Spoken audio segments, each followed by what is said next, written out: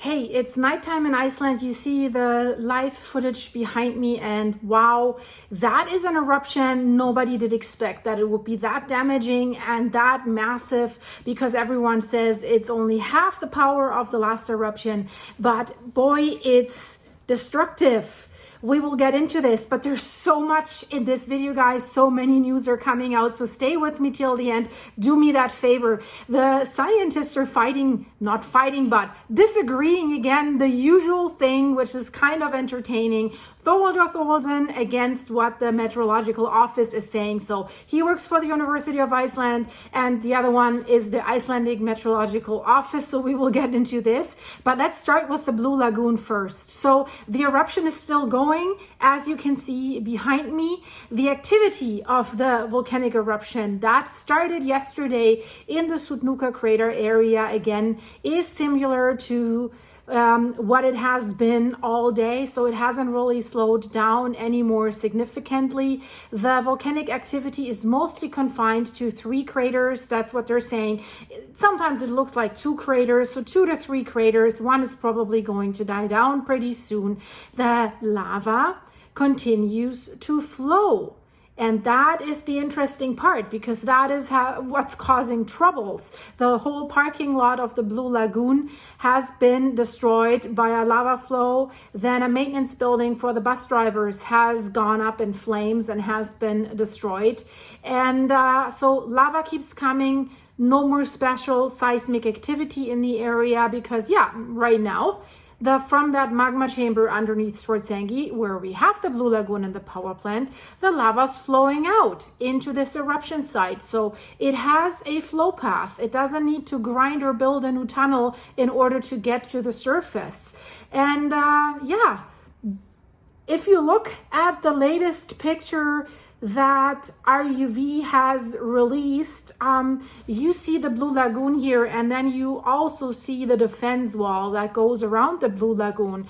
And the defense wall is the lighter brownish stuff that touches the black stuff right away, and the lava has never ever in these eruptions that started a year ago flowed that far to the Blue Lagoon and destroyed the parking lot. You cannot even see it anymore. And now we have to wait. Is that where you see the glow and the black lava carpet?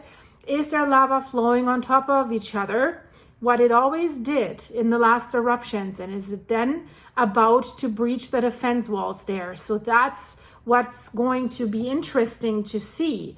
But there is so much that I want to talk to you about.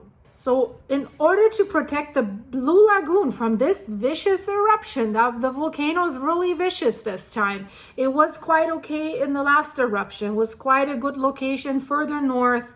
Nothing was really threatened.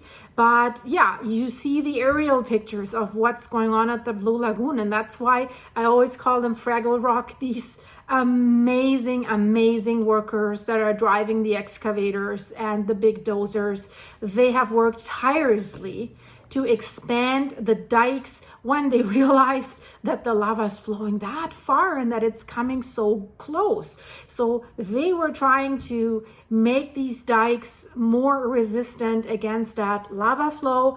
And you can also see it here behind me. So they were working through the night, and look at these guys. That guy keeps pushing the material while the lava is glowing, and here this excavator. I mean, they must feel the heat. So they're really daredevils. So this is really amazing. And what they're doing here, they're closing the road, because if there's these defense walls, you see this here, they need to leave some spots open so that the clients, the people, can get to the Blue Lagoon and to the power plant. So their plan was always have material in place, have some dozers in place. So if the lava comes and threatens, close the gaps, right? Close all these gaps, close the access roads, and then protect it. But yeah, now Grindavik has been destroyed by the lava flow again. And now this access road, so how will people get to the Blue Lagoon now? They have to be very, very creative to build new detour roads in order for people to really get there, because that volcano keeps going at it, like from eruption to eruption. And then there's news from the scientists today that are not good for the Reykjanes Peninsula. And Arman Höskuldsson, he's a geoscientist. He has conducted research at the edge of that lava. And they were traveling to the lava flow area, to that lava tongue. And they were also talking to Arman. And he says this current eruption has quite a few similarities with previous eruptions, but and this is what I said yesterday, when he looks at how the lava's flowing, the old lava flows from the previous eruptions, they can influence how the new lava flows or where it's going, because the old lava flows have elevated the area where they were flowing. So basically maybe have created natural barriers so that new lava would not flow into the same areas again. And we see that here. The new lava has found another pathway to get to the defense walls of Svartsengi. And the interesting thing is what Arman Höskuldsson has said about future eruptions on the Reykjanes Peninsula, because he thinks this could go on for really quite a while. We could be looking at 200 years of repeating eruptions on the Reykjanes Peninsula. And that would be really, really annoying for the people who live there, because these eruptions, they keep threatening critical infrastructure. Now it has flowed over the hot and cold water pipes, again, has destroyed high voltage power lines, again, I mean, the Blue Lagoon parking lot, the maintenance building for the bus drivers. It has destroyed 3 homes in Grindavik in a previous eruption last January. So it's annoying what it does. It has breached the defense walls at Svartsengi, not the last one, the one before. And thankfully it ended before it was able to do more damage. And then there's the topic with the tourists again. I showed you yesterday the tourists were going to the lava tongue, taking selfies there, right where the smoke was. And the ones that went near the lava, actually, they were interviewed. They say they did not notice the roadblocks and they were only following maps to get as close to the eruption as they could. I wonder what maps they have, because nobody wants them there. The police chief of Sudurns doesn't want them there, and the civil defense also doesn't want them there. So they say, we saw that the eruption had started, and they stayed in their hotel. They were staying in a hotel that was about 2 hours away from the eruption centers. So they say, we saw a red glow and we saw on the news that an eruption had started. So it was really beautiful. And they say it was a pleasant surprise. That's how they see it, that an eruption had started during their trip while visiting Iceland. And they also said they regret that they couldn't go to the Blue Lagoon, which they thought would be the highlight of their trip. But they say being able to witness an eruption is definitely better, though. Yeah, what can I say? I mean, from a tourist perspective, probably from someone who lives in Iceland, probably not so much. They did also some measurements of the speed of the lava. How fast is it moving? So the advanced speed today that they measured around noon was about 100 meters per hour. So that's quite substantial. So it's still moving significantly. So the Icelandic Met Office has said the volcanic activity has kind of changed its patterns. That's what they announced yesterday. And because they were drawing attention to the fact that no significant seismic activity was being measured. It did not increase over the last few days in the run-up to this eruption. And normally it does that. It has done that in all the previous eruptions. And also the trend was that there was always the need for a slightly larger amount of magma in the magma chamber before the next eruption would be triggered in that magma chamber underneath Svartsengi. But that was also not the case this time. So the amount of magma that was in the magma chamber when the eruption started was about the same amount that it had when the last eruption started. So that's why the Met Office says this is an indication that the pattern that we've seen so far in previous eruptions may be changing. But here we go. There comes Thorvaldur Thorvaldsson, and he disagrees with the Met Office. So he's a volcanologist, and he believes that this eruption that just started is not a sign of a change in rhythm on the Reykjanes Peninsula, although what was happening leading up to the eruption was not the same as in the other eruptions. He says, although the eruption now seems less powerful than the one we have seen in August, that started in August, he says, be careful. That's not necessarily a sign that this eruption will do less. Possibly this eruption will last longer than the last one. So maybe send out even more lava. And also what he says, the eruption that just started confirms that the volcanic system underneath the Reykjanes Peninsula is still active. Yeah, that is pretty easy to understand or to see. And remember, he said in spring that probably we will see one last eruption by the end of summer, and then that's it. He has reversed that since then. So he says, what might explain what has happened? He says it's possible that there was more obstruction now in the eruption channel than last time, because more time has passed between the eruption. So you got to get that magma tunnel. There is still some magma left that has maybe hardened a bit more than as if we had like an eruption every 4 weeks. And that would mean that the magma in these eruption tunnels, in these highways from the magma chamber to the Sudnuka crater series, has become more resistant and resilient. So that means more resistance for the magma that is trying to break to the surface. So that's why maybe it is smaller yet, but it could change, could last longer. We will have to see. So for him, this might be the reason, and not a change in the whole system. And guys, honestly, I mean, let's get back to the Blue Lagoon again.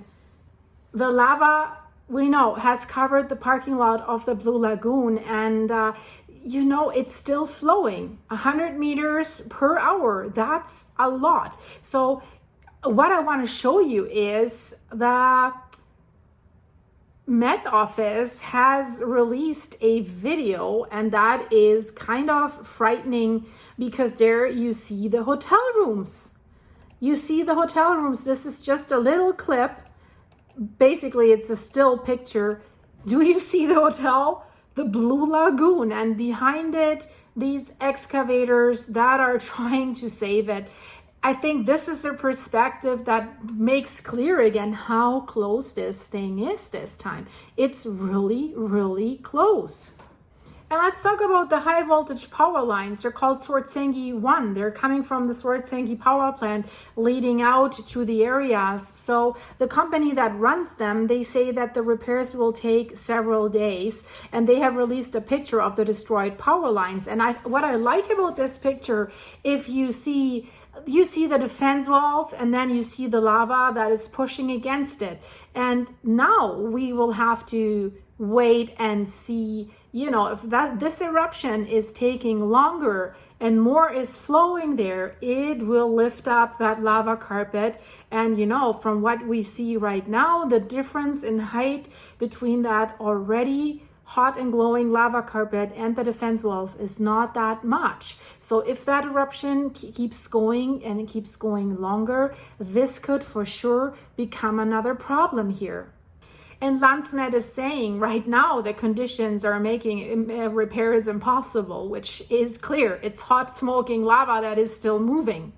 But while the lava is still flowing, and that's what they're saying. They already have begun preparations. And I admire this in Iceland. They're really, I say, like, everyone there is like Fraggle Rock. Oh, this is destroyed. Let's start repairs. Although the volcano is still out there saying, hey, I am damaging you again. But they keep repairing. Volcano keeps damaging. They keep repairing.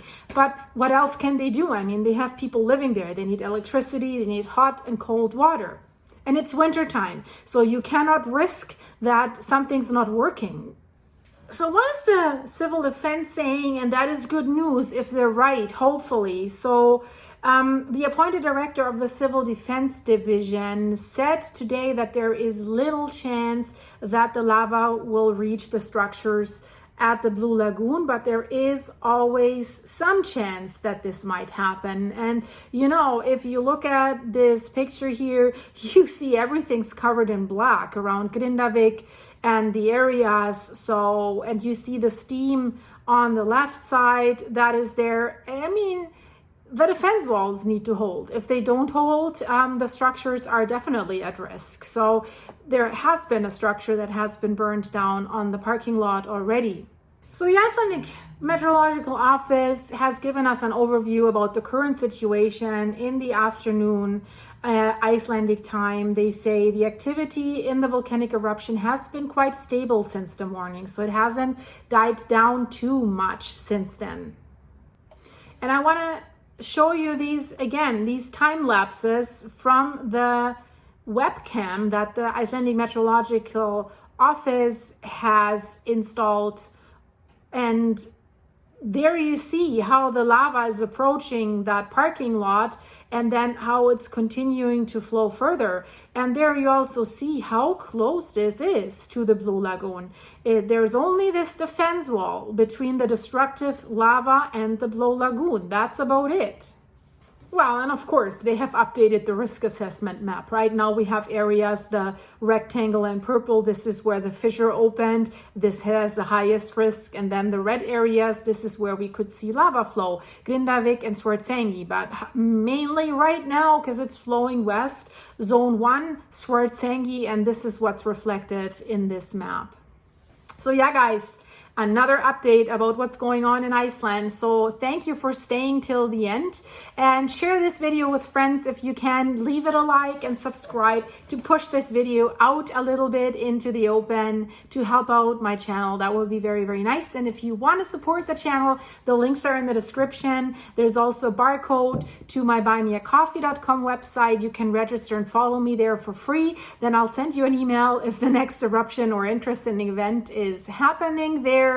And thanks for watching, guys. Thanks for your heartfelt comments about Apollo. He really, really needs a lot of prayer and love right now, and I will keep you updated, guys. So thanks so much for that. I hope you're all safe, and I see you very, very soon with another update. And if you're bored in the meantime, check out these videos here in the end screen, especially the one with the landslide. That is quite interesting as well. So Mother Nature can do a lot. See you then, guys. Bye-bye.